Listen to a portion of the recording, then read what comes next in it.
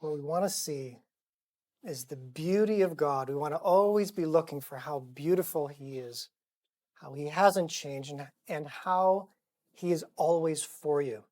He is always wanting to impart His life to you. But for Adam, there was not found a helper fit for him. So the Lord God caused a deep sleep to fall upon the man. And while he slept, took one of his ribs and closed up its place with flesh. And the rib that the Lord God had taken from the man, he made into a woman and brought her to the man. Then the man said, and in my Bible it looks like poetry or a song of some sort. He breaks out in song, "This at last is bone of my bones and flesh of my flesh. She shall be called woman because she was taken out of man." Or Adam, she was taken from me. "Therefore a man shall leave his father and mother and hold fast to his wife, and they shall become one flesh." God wanted a helper for Adam. That word helper, for many of us, it grates a bit. We don't like it. It sounds like the help. Helper in the Bible is used a number of times, probably I think over 20 times. 19 of them, it's used for God Himself as your helper. This was not a demotion. This was not a second-class job.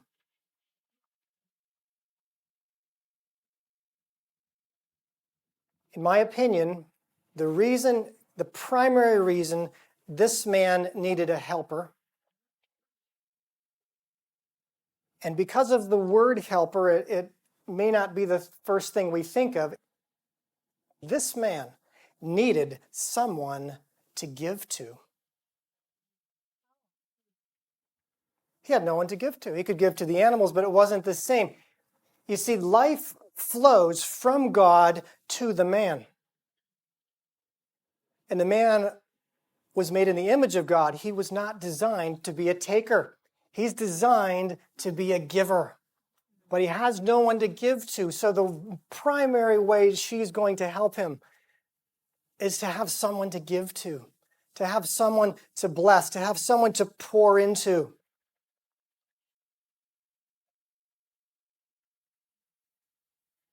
Now, I also believe that the design of God, she was formed second.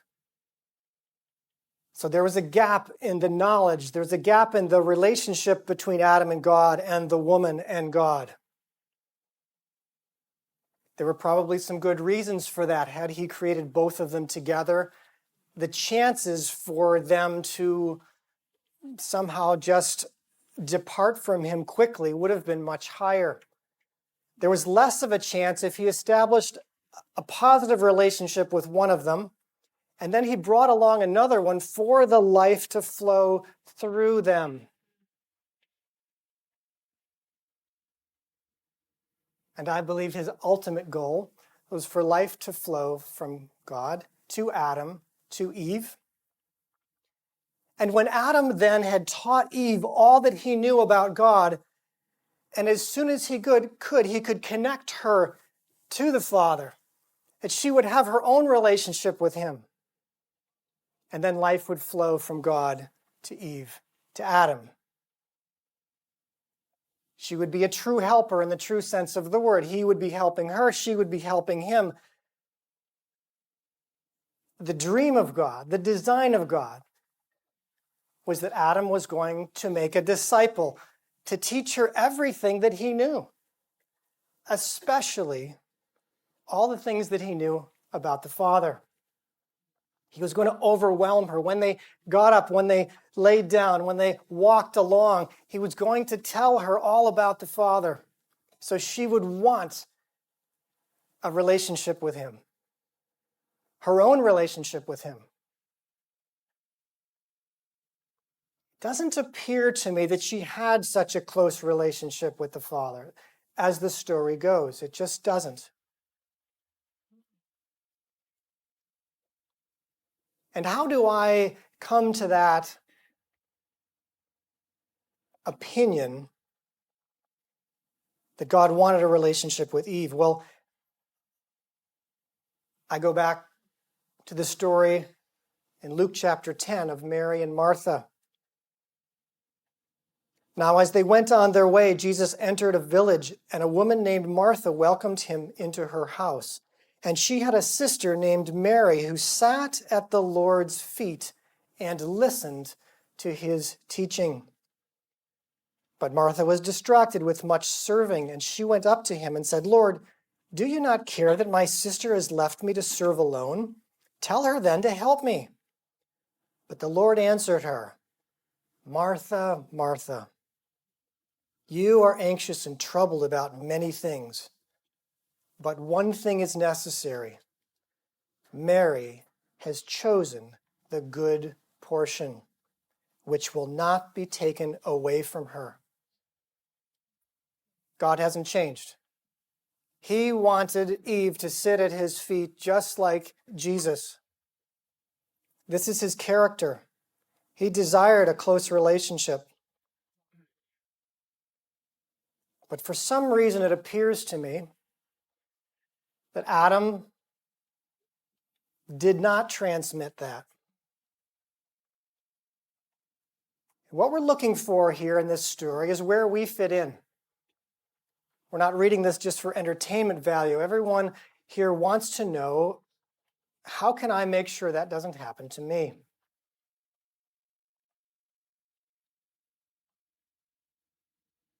Let's go to Genesis chapter 3, starting in verse 1. Now the serpent was more crafty than any other beast of the field that the Lord God had made. And he said to the woman, "Did God actually say, 'You shall not eat of any tree in the garden'?"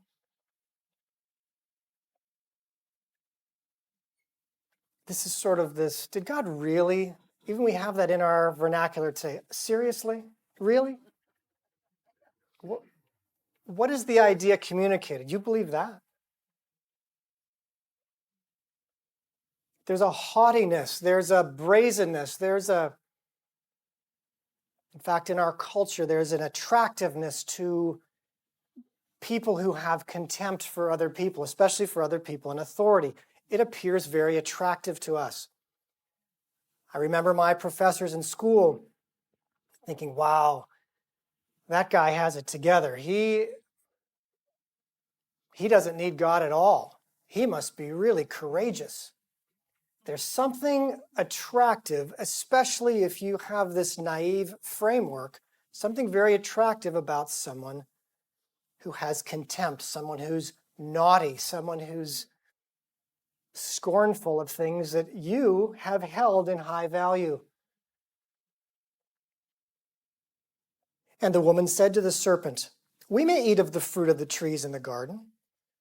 But God said, 'You shall not eat of the fruit of the tree that is in the midst of the garden, neither shall you touch it, lest you die.'" I hadn't seen this before, but if she's talking to the serpent about a tree that's in the midst of the garden, I always saw in the pictures that she was standing right next to the tree. She's talking about a tree that's in the midst. She's not in the midst of the garden. She doesn't go near it. She's afraid she might even touch it. She's somewhere else. But he's planting a seed in her mind that she might want to go check it out. Now, this thing about don't touch it, where do you think she got that idea? She might have gotten it from Satan, but she came up with that on her own. She seems like she came up with it. Or did Adam tell her that?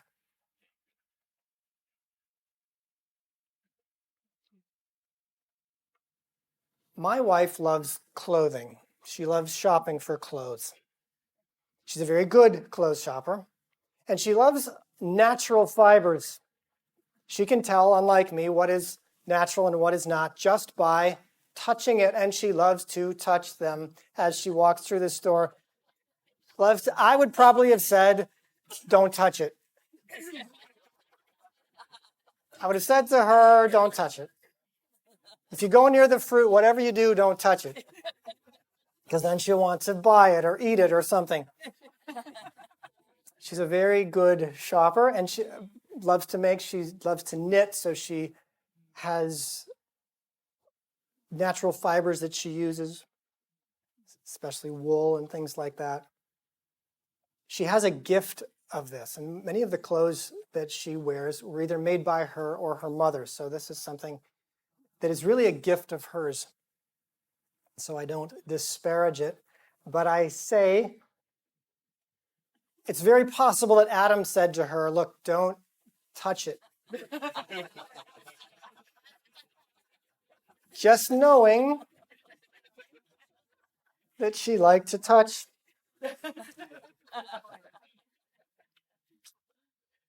And the serpent said to the woman, you will not surely die.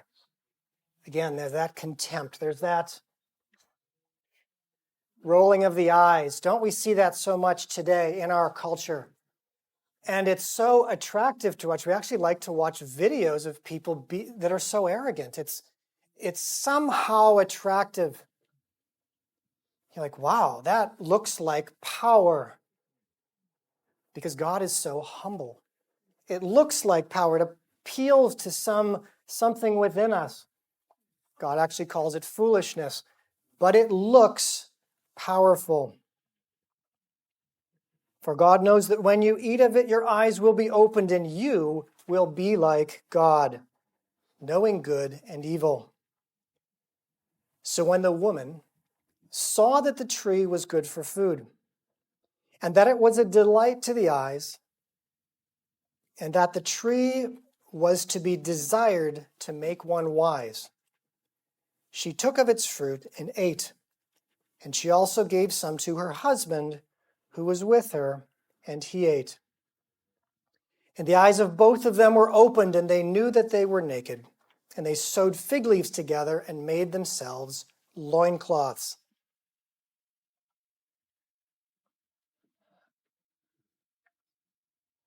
When Naomi and I were reading this passage together, and I hope that you will do this by yourself and also with your partner, to read the scriptures together, one of the things that she saw,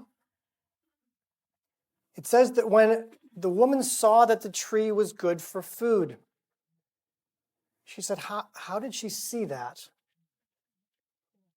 How did she see that? Is it possible that the serpent ate some of the fruit and she saw that it was good for food? This is the kind of discussion I have with my wife, and I love this kind of discussion, and I want to encourage you to look at the scriptures in this way. If we think that the fruit was an apple, which probably it was not, they made fig leaves, so maybe it was a fig tree. We don't know what kind of fruit it was, but if it was a fig, the serpent certainly could eat one of those figs and convince her it didn't hurt me at all. It's like those commercials with people smoking. Why do people start smoking? They see someone who makes it look cool and it doesn't look like it hurts them. She saw that it was good for food. Oh, well, that serpent just gobbled that right down. It wouldn't surprise me. There's a lot of dopamine in her brain while she's standing at this tree. Now she's by the tree. Now she's there. He's convinced her to follow the trail, to go down to the tree, and now she's there. And when she sees this, something is stirring inside of her. Dopamine is the chemical in the brain that motivates us to do things. Things that are very exciting, things that we are convinced are going to be good for us.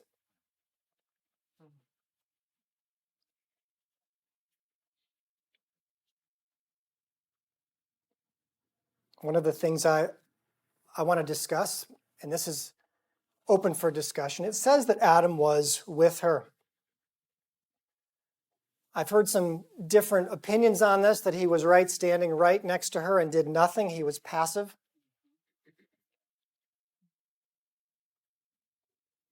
I'm not so sure. Because when the woman is accused, her easiest defense would have been, you were right there with me. What are you talking about? If my wife were accused of something and I was standing right there, she would say, I said, honey, why did you buy this box of rotten apples? And she said, well, you were standing right there when I ordered them online. She's not going to say, oh, the salesperson talked me into it if I was standing right there and I'm accusing her. This is the way we need to wrestle with these scriptures. We don't exactly know, but I can tell you, if you say, Naomi, did you take your husband shopping with you? And she would say, yes, I did. And if you had a camera on us, how close am I to her when we're shopping? Sometimes we have to call each other on the phone. We don't necessarily shop right together. We're not always, I'm with her, but I'm not always right next to her. We have different interests. So he may have been with her. The other thing is, why doesn't he pick his own fruit if he's right there and so excited about this?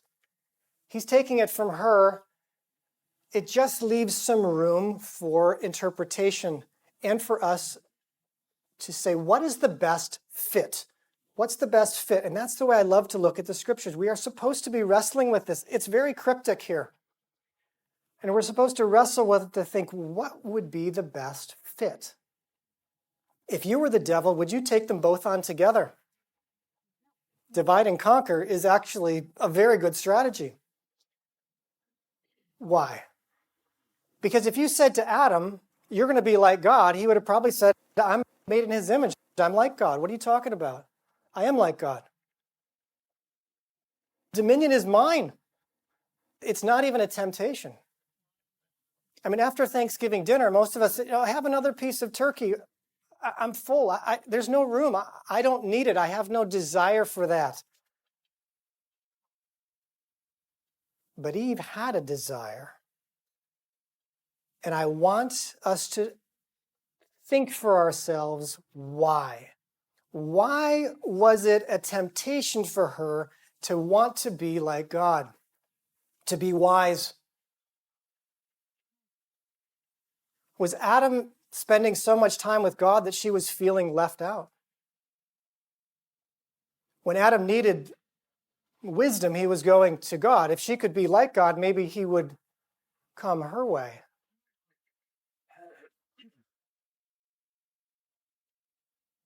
Was life not flowing from God to Adam to her? She was somehow feeling like she got the short end of the stick. To sin, there must be a perception of lack. For you to sin, you must have a perception of lack. Something is lacking in your life, and then the temptation comes to get it yourself. Not to wait for God, not to listen to him. You're going to get it yourself. You're going to do something that's against the laws of God, against the command of God, but you're justified because you have a lack. Eve must have had some sort of lack, even a little lack that Satan could fan to a flame and convince her that life would be better if she had something more. There was something that she was lacking.